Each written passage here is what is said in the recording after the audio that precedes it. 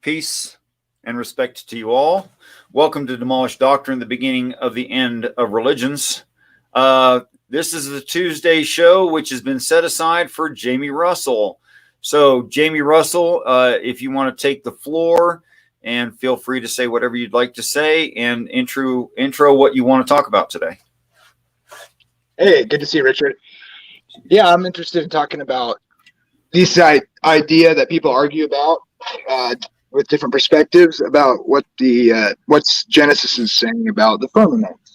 And I believe it's rakia, which can refer to the idea of a man like pounding out metal and stretching it out. And so it can also, some people say it can be applied to God stretching out the heavens, and that's all it's talking about is the sky. The birds fly there, right? So people take this to different literal extremes, but I've taken it as just to mean an open expanse that God stretches out like a tent kind of thing.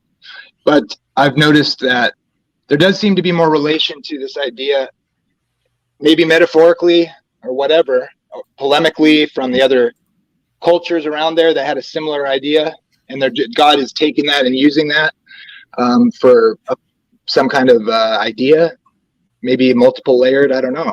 That's the question I'm interested in. And there's verses like Amos that talk about this dome.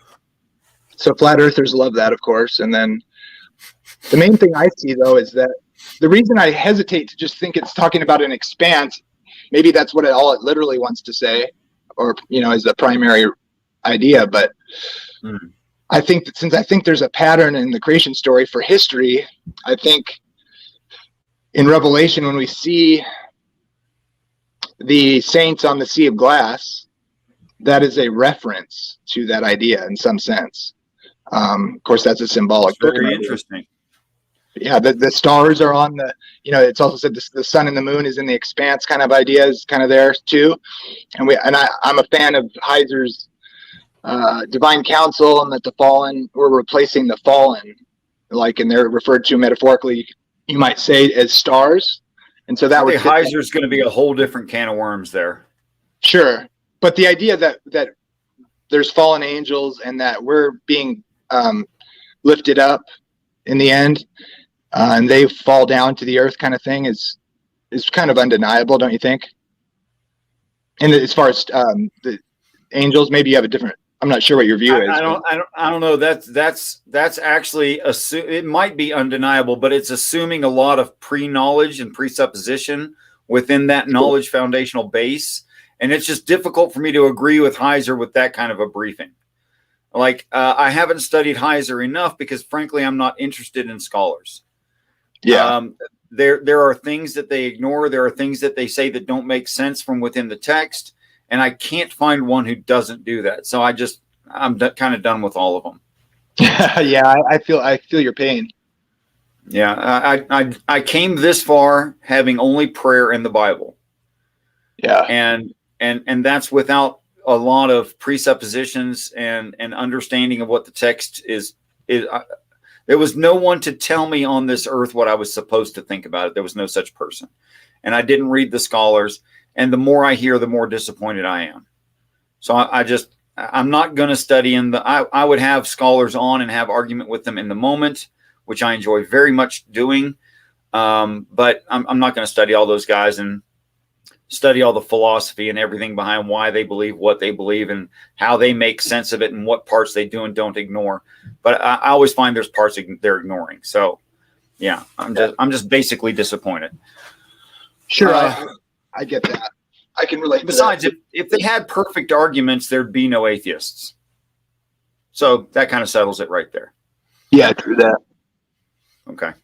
So the firmament and all the references, and we're not going to just bring up reference after reference after reference about the firmament.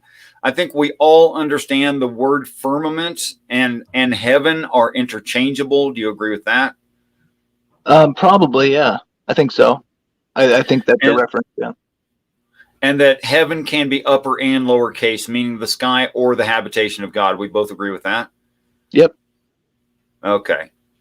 Now I think I think the stumbling block here is whether or not heaven has solid function, has physicality to it, or is it only spirit? After all, yes, the Bible says that God is spirit, and it says that heaven is spirit, or things that mean essentially that. So, but does that mean that it has only spirit? That's the assumption that I think can't be safely made. And there's parts of the text, this is one of those things I'm going to point out where Christians ignore parts of the text that demand a physical heaven. Yeah. And that is not often talked about. So then if we can establish whether or not there is biblically physicality to heaven, even though it is a spiritual place filled with beings who have spirit, but not restricted to only spirit, then I think we can move forward in the conversation and say, okay, now we can talk about firmament as something solid instead of something, I don't know, ethereal or something like that. Okay. Oh, I totally agree with you. I think this is a thing that should be more of an open question. People make it non-tangible or non-physical in some sense, and there is a sense that there is a connection there with what spiritual means and what I think in some sense, and so it's confusing. We see spirits called non-physical essentially, or without flesh and bone, let's say, and there's a little bit of confusion on that idea as well, like. Flesh and blood cannot inherit the kingdom of God. What is that saying? Does it mean literally your body? I don't think so. It says inherit. It says flesh and blood do not inherit. That's like the idea of earning something.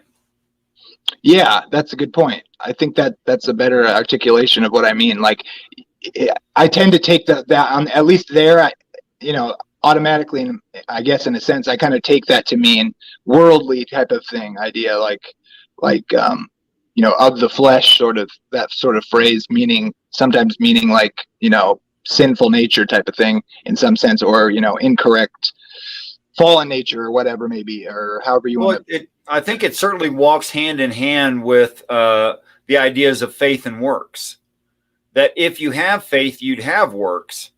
But you do not earn God's good grace through your works. That's not what's doing it. It's your faith. Yeah, yeah. So I think it's along that same idea system, more broad spectrum, making it more complete. That flesh doesn't earn heaven. Spirit earns heaven. That which is in heaven has spirit, but that doesn't mean it's restricted to only spirit. There's so many places to consider whether or not heaven has physicality, where I'll point out a few things.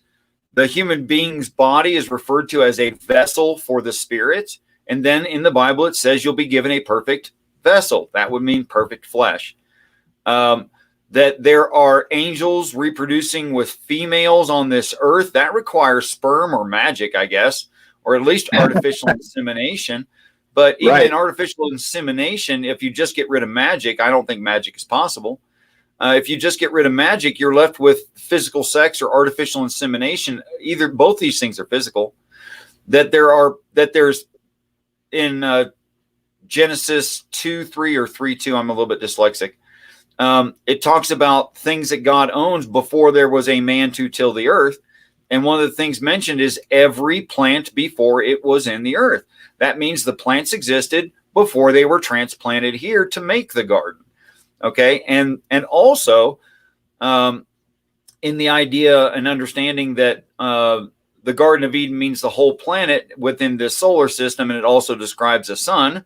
So it's talking about not a little tiny flaming sword, but a great giant flaming sword. In that understanding, then when God puts man into the garden, God puts man whom he had formed into the garden. That means we weren't always here, but we were put here, we were planted here, okay? And that goes well with the idea of the creation, especially if I look at it from the perspective of like terraforming. Interesting.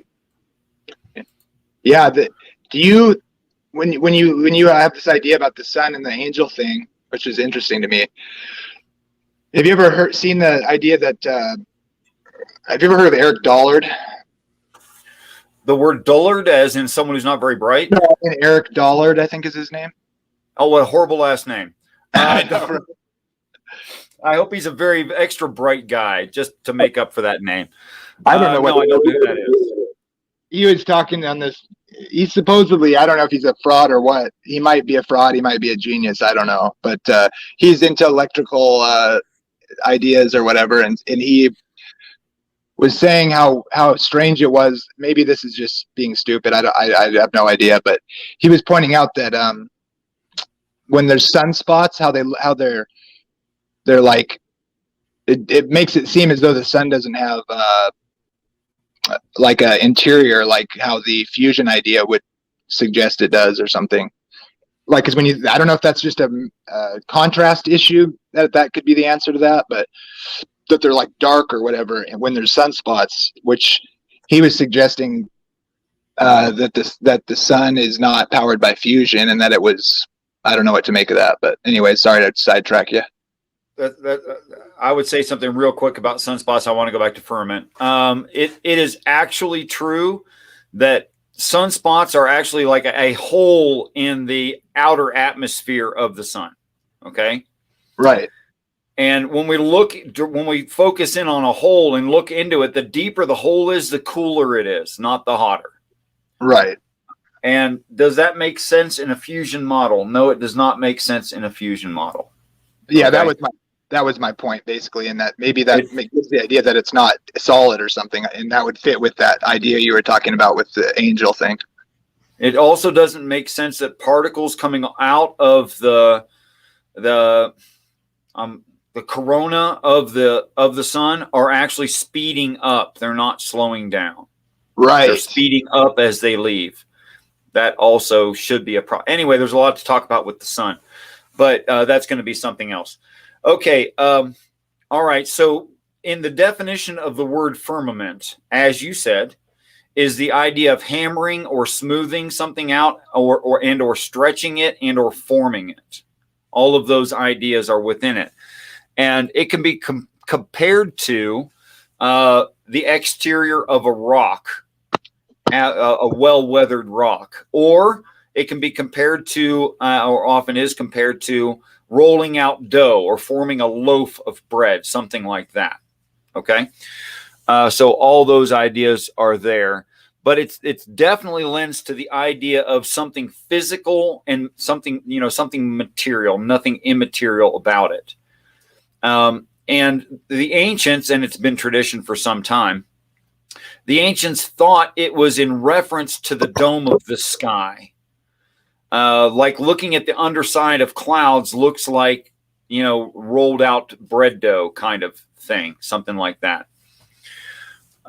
So they kind of looked at it that way, and that idea maintained that it has to be something physical, right? But then they had trouble when the text says separating the waters above from the waters below, right? That's the issue right there, isn't it? I think so, yes. I agree with that, yep. Okay, so there is space water theory, right? And there is the realistic possibility, or even they've shown it true in certain situations within physics, that materials in space can cause water coming toward a planet in certain situations. Look up space water, and you'll see something what I'm talking about. Okay, so it's kind of true that there can be water in there is water. There's frozen water in outer space. Fine. Is there this crystalline dome over the Earth like a snow globe? And it's a multi-layered dome, apparently, because on the outside of that, or maybe it's a perfect spherical dome, there's water on top of that. Guys, we know this isn't so. Yeah, not so.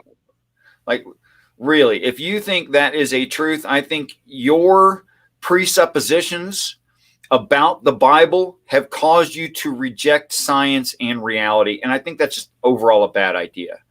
I agree. You can triangulate things from this earth with just a regular telescope. And if you just believe that the earth has a 16-minute orbit, if you just believe that, then you can triangulate things, and you can measure for yourself approximately how far away things are through triangulation. You can do it yourself. You just pick 2 points 6 months apart and say, okay, that's 16 light minutes. We're 8 minutes from the sun. You can triangulate the sun to start with and say, okay, the sun is definitely this far away, or you could just guess at it. You could approximate it almost. You don't even have to do all the decimal points, and you're still going to get the sun's really, really, really freaking far away. And then you can use that as a basis of light minutes, and you can say you can triangulate things in space, and you can do the same thing the scientists did yourself, just on a simpler scale. And you can see that these bright stellar objects are nowhere near this Earth. Nope. Amen. Nothing close to near. Trigonometry, man. It's actually pretty darn simple. It's easy trigonometry. If you took 2 poles, say banisters, 10-foot banisters from Lowe's, all right, and you troubled yourself to wait for sunrise, and you pointed them both at the sun. I mean, like perfectly within the shadow of the tip of that rod, that wooden rod. You put all of it in the shadow of that tip, both of them, and then try to measure the difference between the 2 ends, between the 4 ends. Try to measure the difference. I dare you. They're going to be so close to parallel. It's not even funny. And there's a simple test for you. All right. Okay. So back to the idea that the firmament, according to the words, has to be solid. That's fine. But that it's a dome over the earth and the waters are above it is obviously not true. So how could I read this text in a way where it can agree with reality and agree with itself? Is there a way at all to do that? Well, I know of one. It's the one I've adopted. It's the only one I know of. That God owns solid things. That's not a stretch. That God owns solid things off of this earth. Well, are there even other planets? Yes. Okay, that's not a stretch either. That some things God owns that solid are able to arrive to this planet. That shouldn't be a problem if he made the planet. And that if it's true that God owns solid things, could they be dome-shaped? Well, in the book of Revelation, it's a necessity.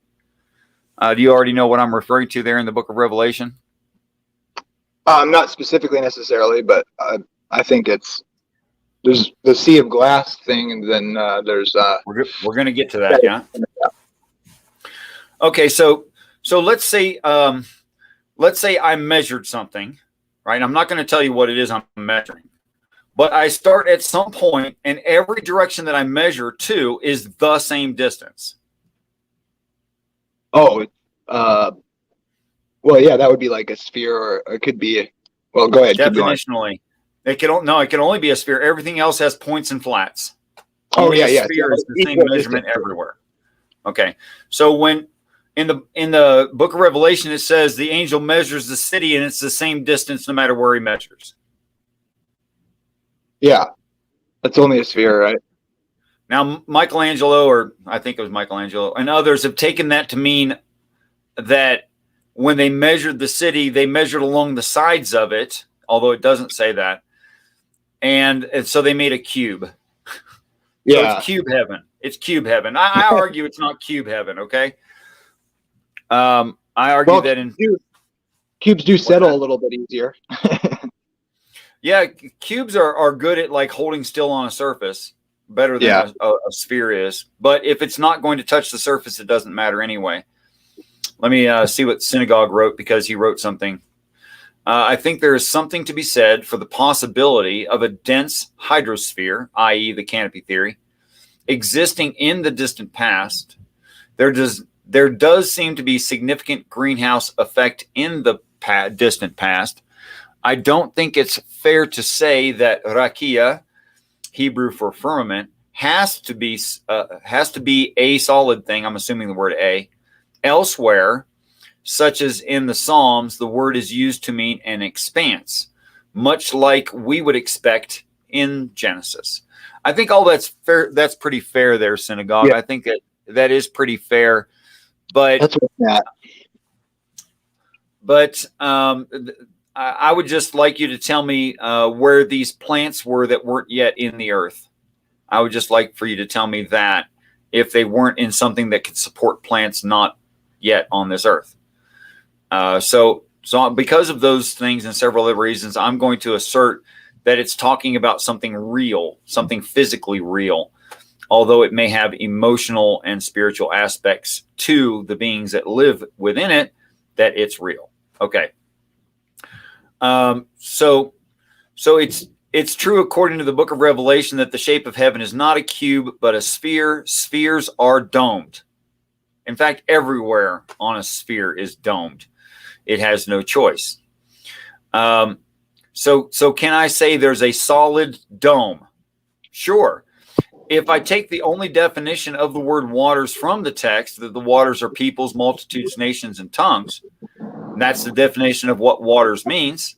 And it says there's waters above separated by a dome-shaped firmament. I'm totally good with that. That would mean beings in God's heaven. Are there beings in God's heaven? Well, the Bible claims there is. Yeah. What are your thoughts there, Jamie?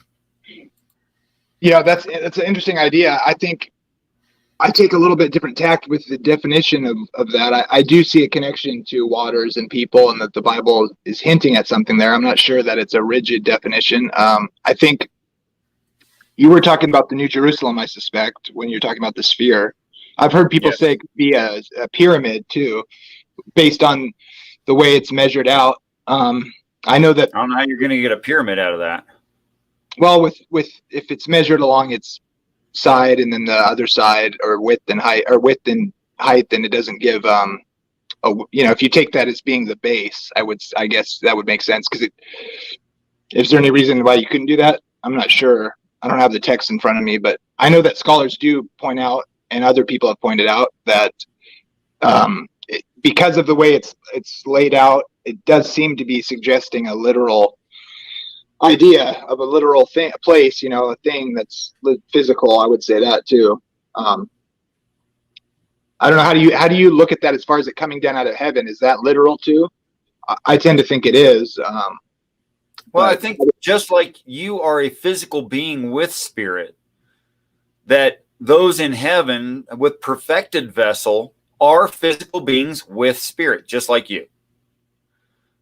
Which is why we're called things like sons of God and sons of the Father. I think that made in his image is a lot more literal than a lot of people would like to admit. And that we literally, I think you could not pick out the Father from amongst other angels in heaven.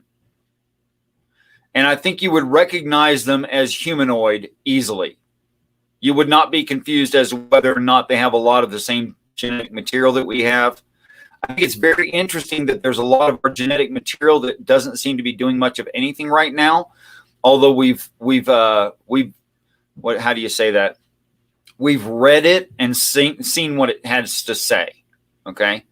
We've seen what it reads, and we don't see evidence of it having coded in the fossil record of human beings. It never coded. But that works very, very well for me, that material is there and is potential. So what I'm saying is, I think that the text is indicating that what we are, I think it demands, actually, whether Christians like it or not, that how God created angels is the same way that he created this earth and created us, and that angels are ascended humans. Because it says what angels go through to live with God, and it describes they received Christ, they accepted Christ, and they lived through end times. One of those two, or both. So that makes them human beings, but in some ascended, perfected state, as we're promised to be in an ascended, perfected state. And I have no problem with any of that. But I want to stop long enough for you to speak. Well, I would say that I don't see a reason why that couldn't be possible as far as angels go. I mean, there is some sense, I think, that the Bible talks about this idea that, a little lower than the angels. Is that just, how literal is that in the sense of them being physical, or possibly having like a similar circumstance like that we're in now and going to come to in the end or whatever? I think that's possible. It does seem, though, that there is kind of an idea, though, that like when Jesus tells the disciples to touch him, and he says, touch and see, because they think he's a ghost or something, or a spirit, right? It says spirit, and so he says, no, I'm not a spirit. I have flesh, and touch me or whatever. What does that indicate about the difference between humans and angels? I could see not taking that to mean, univocally or whatever, that they don't have, that they're not physical. But I do see what you're saying. I think there is a sense where, because we see angels come down, are they taking on a human form? It talks about the angels that left their, their tent, their okaterion or whatever. So yeah, their first estate. Is that a matter of their ontology or whatever, or their body, their physical, their manifestation? I don't know. I don't think it's. Let's run through the logic of that real quick. Sure. Let's say that God granted angels a mission on this earth, right? So they come to this earth. So in order for them to interact with physical, this is assuming standard Christianity. When I say this, I don't believe this, but I'm making an example. Okay. So upon entry into the earth, in order that these angels can interact with physicality, God give them flesh. That's the idea, right? Yeah. Okay. But then instead of watching and observing about man, they get personally involved. And they take wives, which each they chose. Everyone made their own decision as to whether or not they would choose wives. Okay. So this is the fall of Lucifer and his crew, sometimes called Azazel, or I like to pronounce it Azazel, but that's just me. So that they had physicality and they left their job. Do we agree on that? Yeah. I would say, so, I'm not sure about the taking on. If that means they took on flesh, I mean, I would say that, yeah, that's left to be determined. Well, this is standard Christianity I'm talking about here. Yeah, I don't think anybody's really clear on that. They tend to say that they took on. Sorry. And the Christians that say angels don't have flesh, right? Within that mindset, those angels didn't have flesh, but then they did physical things, so God must have given them flesh for a time. Yeah, that would have to be the. No one ever really explains that. That's the thing. So yeah. Well, I think they can't address it because it doesn't actually make sense, which is eventually what I'm going to point out here. Okay, so if God temporarily gave them flesh and they broke the rules, why didn't he just take it away? Why did he allow them to do something wrong? Must have had a purpose in it. Exactly. Okay, so either A, God wanted the Nephilim, he wanted the giants in the earth in those days and after that, or he simply could not take away the flesh. Your decision. Yeah, Genesis 6 is I'm not totally decided on what that means, to be honest with you, but I get both perspectives. Honestly, like I vacillate on this whether I think I believe in that. I think I've told so you. What can I do? What can I do for you to say something that is going to help you not have to vacillate? I have no idea. You can try. I'm not sure. It seems like the text is that chapter is full of different ways you can read it. It's, for instance, the giants, is it saying that the giantism idea is just a result of the sons of God? You could read it that way. You could take it as just a statement, because a lot of that early Genesis seems really tight on concepts, just like throwing them out, like generalizations in some sense. So you could take that as just like a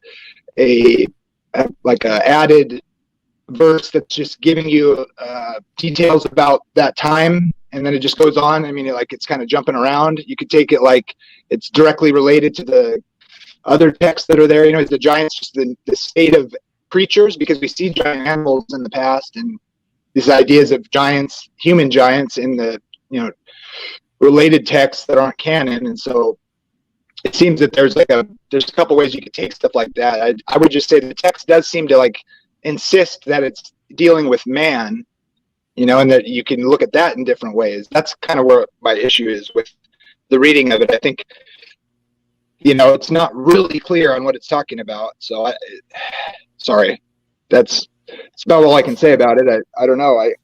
How can you Okay. clear that up? I'm not sure if it's possible to clear it up because I think there is a way to clear it up, but a person has to have some kind of standard for understanding things. We shouldn't also we should find as many truth theories as possible, and we should find a way, if we can, that's something aligned to as many truth theories as possible.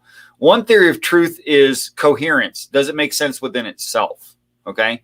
So that's the first rule I put on the Bible. Does it make sense within itself? If it doesn't, I'm probably treating it wrong. And then there's also correspondence theory of truth. Does it relate to reality? Is it plausible in reality? Do I see evidence where expected, a lack of evidence where not expected? And do I find that it has any predictive power? Okay. Can it teach me something about something I don't yet know? Can it teach me? And when I look for those things, if it does teach me something, if I look for those things, are those also true in reality? So I think those are some pretty good measurements.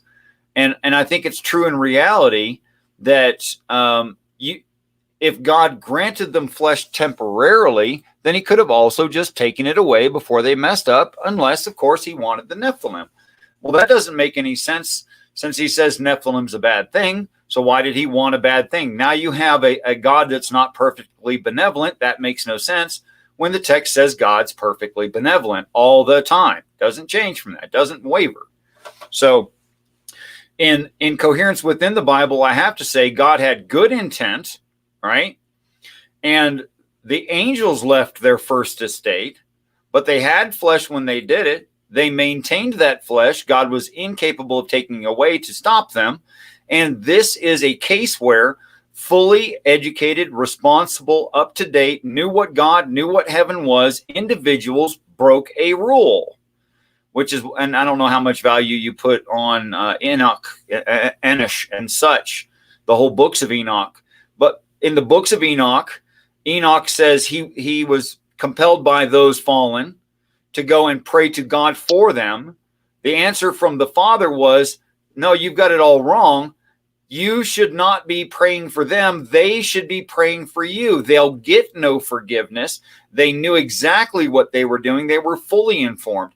You're the one who has things to learn. They did not have something yet to learn. They are fully responsible. So this is when God says, and Christians don't normally address this either, in chapter 6 of Genesis, yet that man his flesh. What? Yet that means in spite of the fact. In spite of the fact man has flesh, his days shall be numbered 120 years. Well, guess what? That's true. There's even one mammal on this earth that does not die of old age. It has perfect restoration repairs of its telomeres. We have the ability to repair our telomeres, but we can't repair them fully, so we age at given rate A. And we call that aging. But it's really just your genetics falling apart is what's really going on there. But do we have that potential? Yes, we do. Okay, so in Genesis 6, God says, I will not always walk with man or strive with man. Yet that he has flesh, his days shall be numbered 120 years. This is the sentence. This is the death sentence right there. That is where the Bible states the death sentence. Why is there a death sentence? Well, there's a death sentence because these who already knew the real deal messed up. Okay, how could I refer to a fully responsible being doing something against God that separated them from God, and the whole thing was a mistake? That's the definition of sin. So the Bible does mention the original sin. It has nothing to do with Adam and Eve and everything to do with someone who's actually responsible. But simultaneously, it justifies why and when, well, not exactly when, why and what the situation was, I'll say it that way, that we are restricted to a lifespan at 120 years. And for those who say there's nothing true in the Bible, If that has been true for 3,000 years, good luck getting to 130. No one ever will. So yeah, there's at least one truth in the Bible. What are your thoughts right there? Yeah, I think there is potential for that line about the 120 years to suggest something about ultimate lifespan allowed by God. But I also think in context, it may be primarily referring to how long they had before the flood came. But I see both readings being a possibility there. I think I see what you're saying. I've tended to think that that's what it's saying as well. Other people have said it's regarding like kind of a how long before he destroys the earth with the flood. I got to look at that more. I think forget what there's something else you said that I was gonna say, but had something to say about the. So are you saying? I'm a little unclear about the fall thing. What you're saying there? It seems to me that there's a consistency there that has to do with. I'm just not seeing the disconnect with that being the fall in the garden. Can you elaborate on that?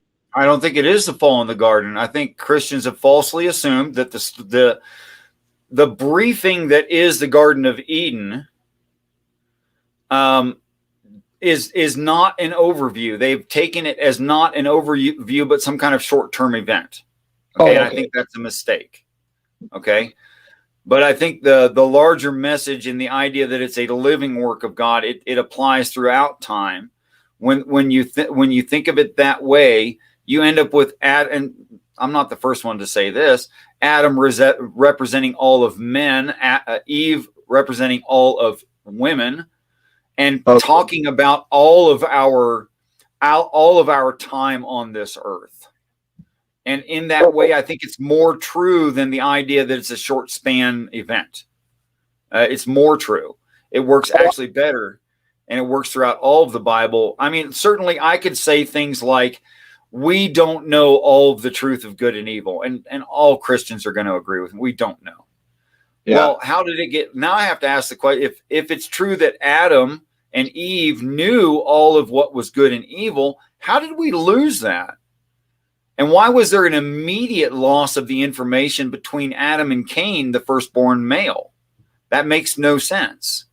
Like, okay, you know all of good and evil because you ate of the tree of knowledge. Okay, you got punished. Fine. You got kicked out of the garden. Fine. You couldn't have told your son. Don't you think that would have been a good idea? After all, wouldn't you know then that it's evil to not tell the truth? So you're saying kind of, I remember what I was going to mention here now, but are you saying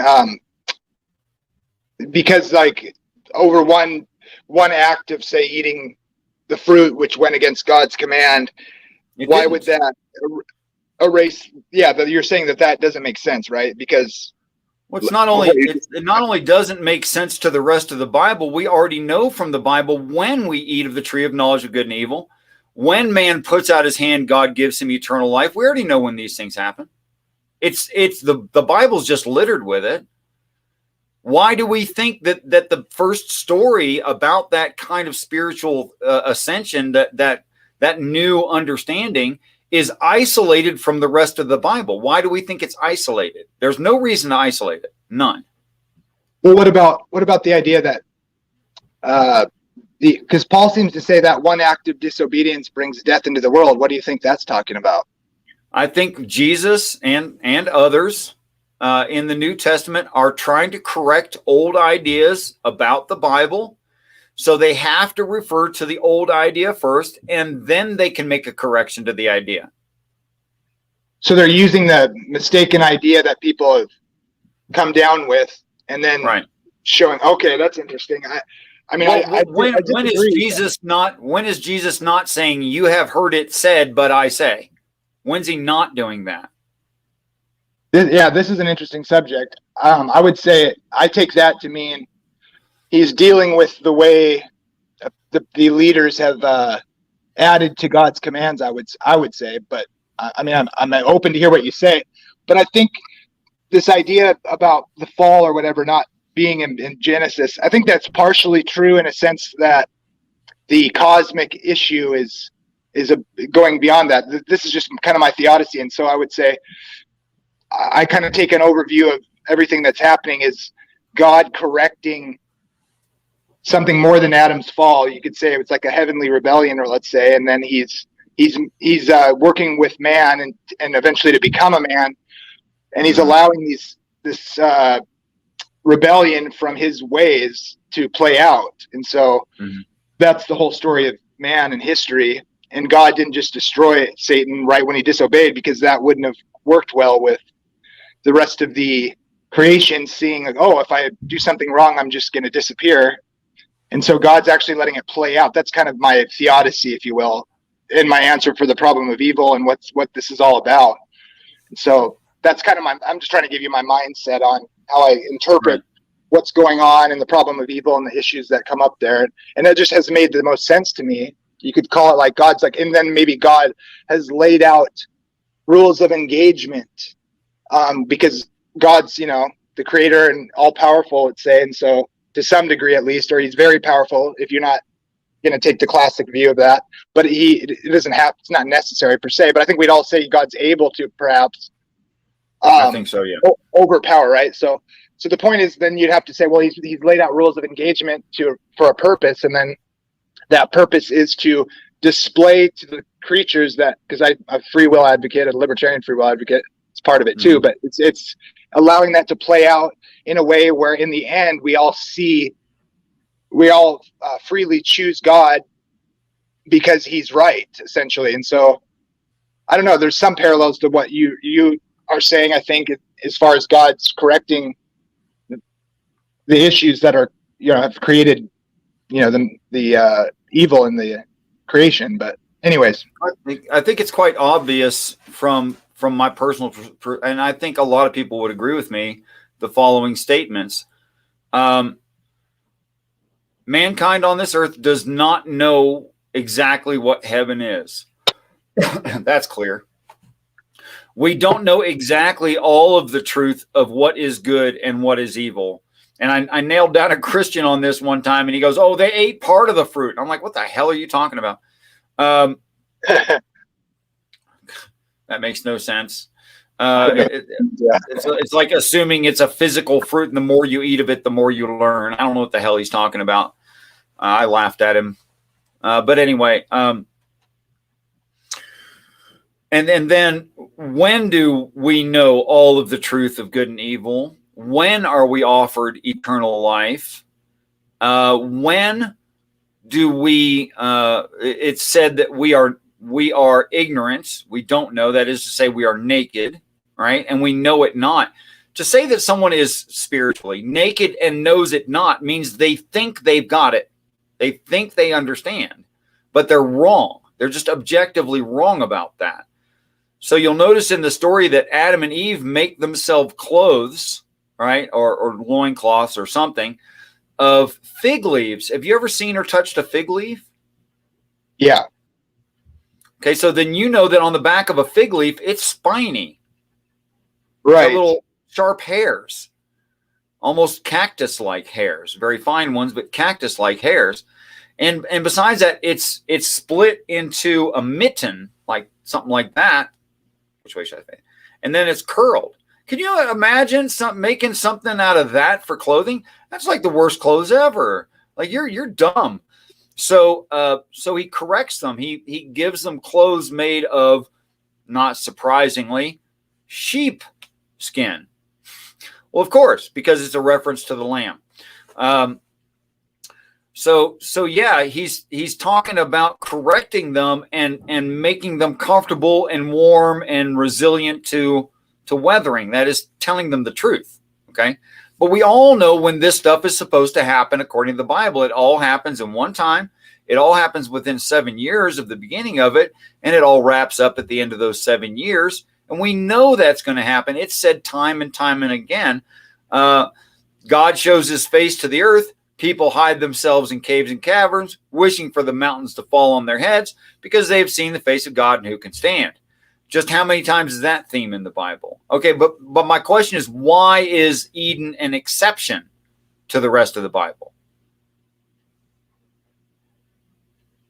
Okay, so if it's not an exception, then it's a briefing.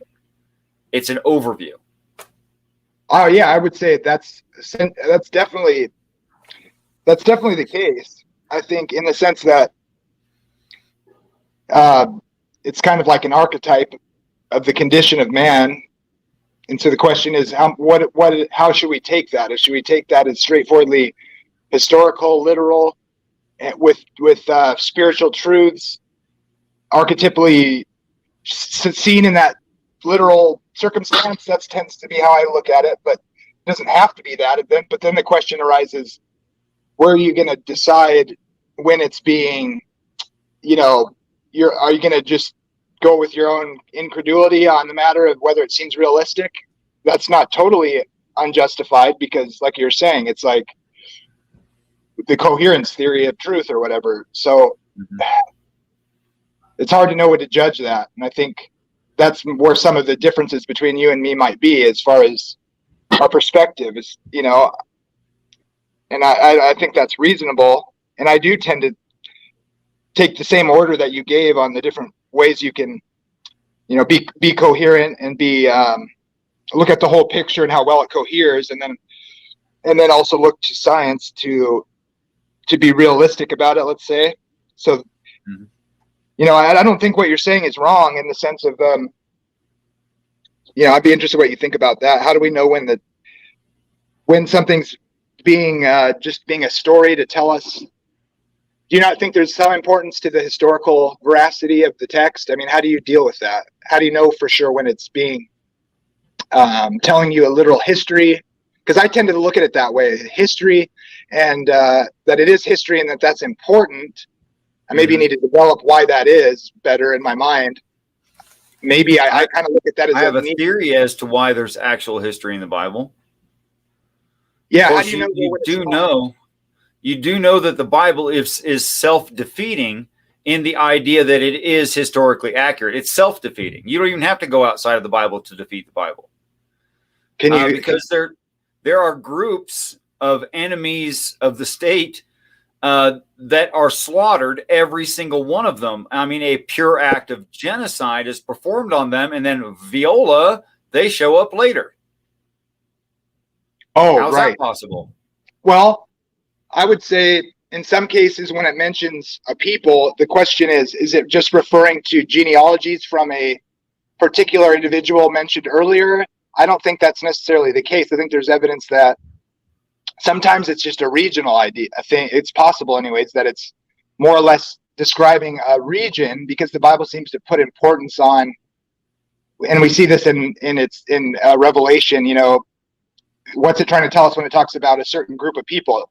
There's reasons to think it's not, I think, particular geography only, let's say, or is it a genealogical people, or is it geography that it's mentioning a certain group of people? I think that you can certainly resolve the problem by saying it's geographical, and maybe some of them weren't there.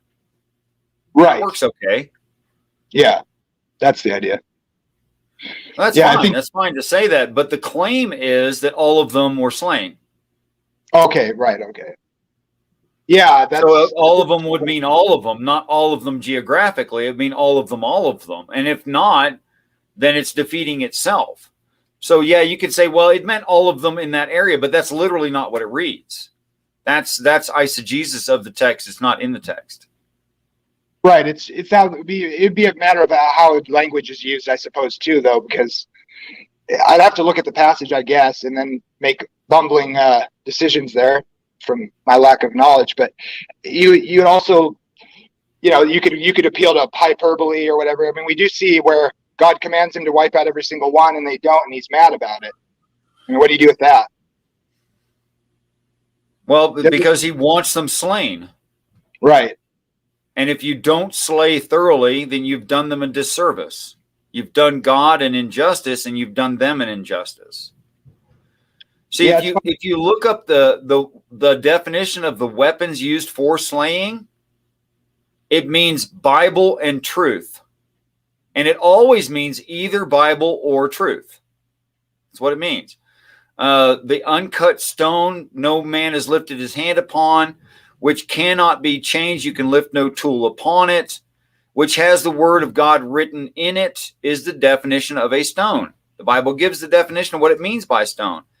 The sword, it gives a definition for what a sword is. A sword is something that proceeds out of your mouth, and it relates to others the truth of God. That is the truth of God. We even have a Bible reference .com called My Sword. We didn't make up the idea that the Bible is the sword. It is the sword. Okay.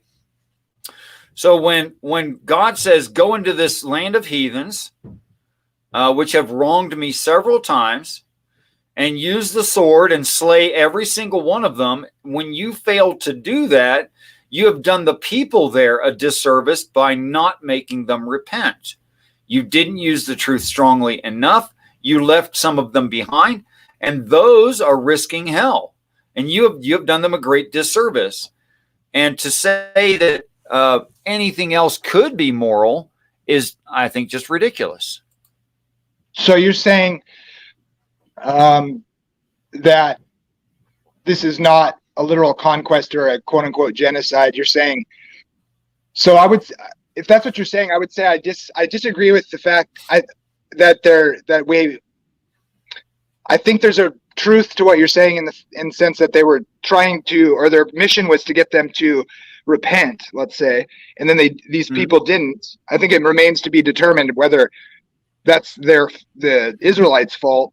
But are you saying that that's the only interpretation? Are you saying, because I would tend to take it more like, no, they did get commanded to literally kill them, but because their judgment was ripe, and so, but there's a spiritual truth there that you're seeing there as far as how that's used, in the New Testament, let's say, about the Bible being a sword and how the sword's coming from Christ's mouth. I do think that's related to that type or whatever, that picture. I just tend to look at it like these are spiritual realities, and like the Old Testament Israelites are like an example to see the result of certain spiritual truths played out in reality, let's say. Am I missing something here? Not exactly. We just haven't spoken enough. The word sword literally means something that separates. So does spear, so does knife. Yeah. That's what it means. It's the idea of separating one thing from another. Okay. Yeah, it's not the idea of stabbing. That's not it. It's not the idea of death or killing. That's not the idea at all. The idea is to separate, and the Bible even says this in no uncertain terms. The word of God is like a sharp two-edged sword, separating sinew from bone. Yeah. Is that the literal definition? Says that. I think that's the problem with the word literal. It's like what you mean by it. In a sense, I agree with you that like the ultimate meaning of it that encompasses all potential ways to use it is maybe a better ultimate definition, right, of what a sword is. And that's why it's used in different ways. You can use it like a physical thing that's literally doing that, or you can look at it as a spiritual matter that literally splits things, soul and spirit, or flesh and spirit, or whatever.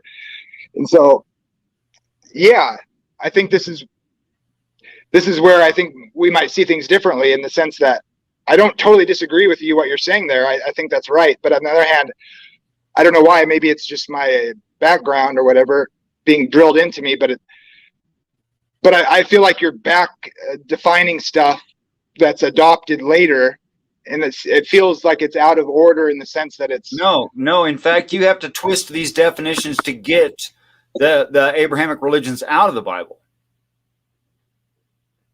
What do you mean by that? Twisting it. I'm taking it extremely literally. It's metaphoric language with an ultimate truth purpose that it's trying to relate, which is completely consistent throughout the text. But real quick before we go into that, proslogium, and I'm probably saying that horribly. Brother, I am not saying that I think the Bible is flawed. I believe the Bible is completely without flaw, zero flaws. That it is the inerrant, absolute word of God, not even inspired of God, but authored directly by God. Okay? What I'm talking about here is the holes in Christian reading theory of the Bible, or exegesis and eisegesis. That's what I'm talking about. Okay.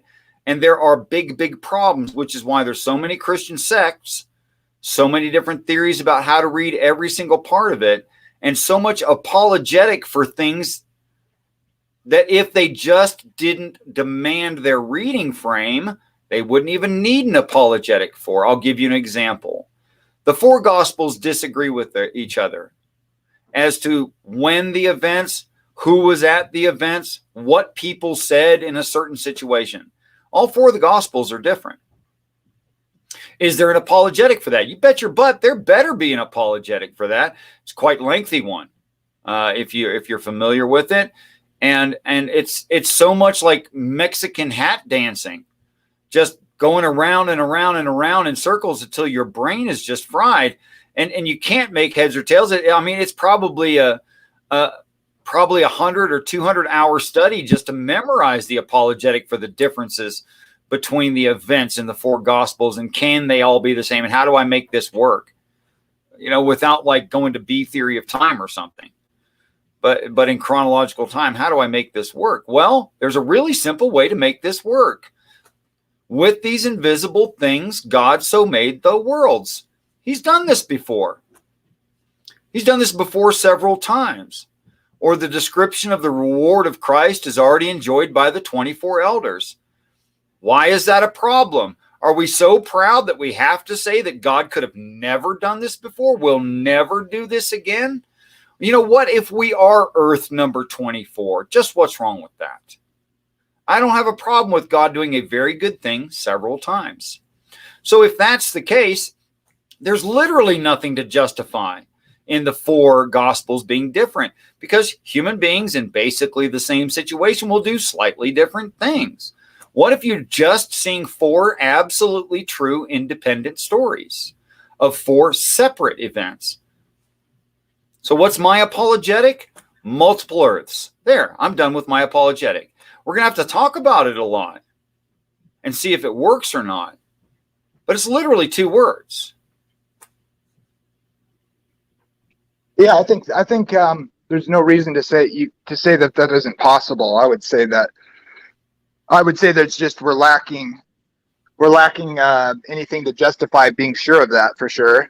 But I don't really have any kind of issue with that as being a possibility. I tend to think it's highly possible that God has other worlds, and angels in some sense could be some of the beings from other worlds in some sense. I think that makes sense out of a lot of mysteries in the Bible, but it just feels like it's not justified to be sure that you could say that. But you want more evidence to the same thing? I got plenty of it from the Bible. Yeah, I'm curious where you draw that idea. Read Revelation 5:1, the description of what an angel is and where they come from. They went through end times, the great day of the Lord. They went through the great tribulation, to use the exact phrase. They washed their clothes in the blood of the Lamb. That means accepted Christ. I only know of one kind of animal that goes through end times and accepts Christ. That's a human being. But it hasn't happened here. So by necessity, if it hasn't happened here, it has to have happened somewhere else. Twice in the Bible, it says God made times of man, or earth, or solar system, or universe. It says it twice. Okay. So there's already an idea there of repetitiveness. Let's see, where else can I quote? The rewards of Christ are said that he will sit at God's right hand. He will be given a throne. He will be given a crown. He owes it all to God. That's the direct description of the 24 elders around the throne of God, chapter 4 of the book of Revelation. There's lots of little tiny points that support this idea throughout the text, but to mention them all is going to be cumbersome, and actually you'd want to know like chapter and verse, and I've only memorized a few. Why is there a reason for me to think that that's not picturing the eschaton or whatever, or the future of Earth? How would you already have it in future tense and then refer in future tense to past tense if it's not the past of the future? Well, it yeah, literally calls angels ascended into heaven, already living with God, the past, in that future tense. So it doesn't matter how future it is, it's the past. But it requires an end of an earth. Yeah, I'd like to see. I would like to see how you can draw the idea that it's, because I mean, if you're in a vision of the future and then you're speaking from the inside the perspective of the vision, you could refer to the past, which is really the present in that sense. I know that's confusing, but I mean, that's just how I read it. I mean, if you can show me why the past of the distant future could still be our future, that's fine. I don't have a problem with that. Okay. But it's talking about an end. By definition, it's saying an end. But it's referring to that end as the past, when the topic is the end. Right. I don't see a way around that. Well, I mean, you could, I could just tell you how I read it. I mean, you could tell me why you think it's not plausible, but it seems to me that God's showing the result that he's working towards, which is kind of the eternal, you call the eternal state. And then he's also describing the time that's leading up into that restoration, I would call it. And so in that sense, it's referring to the future and then going kind of like a chiastic thing, if you will, like where as far as like linear, as far as the order goes. So, and we see that in the book of Revelation, I think, that use of literary devices or whatever you call it. So yeah, I mean, sometimes I think it is tough to see exactly what perspective we are to take. And that's where a lot of confusion lies on how you read it that way. But the fact of the matter is, no matter what it is, we have to make sense of it, see that it's not just a linear order, based from our perspective in time now. That's for sure. So if we know that is the case, then it's just a matter of consistency, I suppose. Do you see anything wrong with that? Or does that make any sense at all? I don't know if I did make any sense, but I think it has to be consistent throughout the Bible with itself. I think each story has to be consistent within itself. And on that, Dan Straight asked, they don't contradict each other, Richard. Please give an example. Okay. How many angels at the tomb? How many women at the tomb? When the women left, who did they see? What were Christ's last words? How many was he being crucified beside? 2. Well, I mean, it depends. Which one are you reading? Well, I've always taken this idea that you could look at it like these are 4 witnesses and they're different people. So just like if you were buy 5 different newspapers from the New York Times and the Washington Post and, whatever, the New Yorker or whatever, and they were all there with a reporter and they're seeing different aspects of it from different positions, I don't think you have to literally take, this was the only woman that, I don't know, you can see it as like perspective, I guess. It makes sense to me that way. You think that's a problem? Yes, because some things are said as finality, and you can't have 2 conflicting final events. That's not perspective. Well, I guess I don't buy the idea that they're demanding that you take it as the last words of Christ. I would say these are the last words. Yeah, you better not take it that way. Yeah, obviously, right? But because if you take it for what it actually says, you're going to end up where I am. It's 4 different events. Yeah, well, yeah, I have trouble with that, I guess. I see what you're saying, but I don't think it's being unreasonable to harmonize them in the way that people have. I don't take that as being dishonest or whatever. I think it's coherent. If all 4 writers said exactly the same thing, that would be reason to not take it as historical, I guess. Sure. I would say. No, I've heard that argument from the police investigator kind of perspective. I see what you're saying. I mean, I know what you're talking about. I don't actually think this is done, Smokey. And here's why. Your objection here, though, on its face looks reasonable, like a real objection.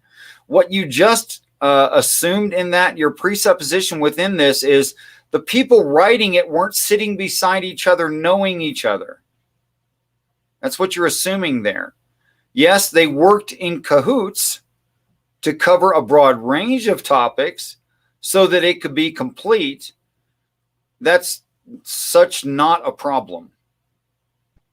That's because all of them would have ascended by then when they sat down together and in the name of God wrote their experience of the end of their earth.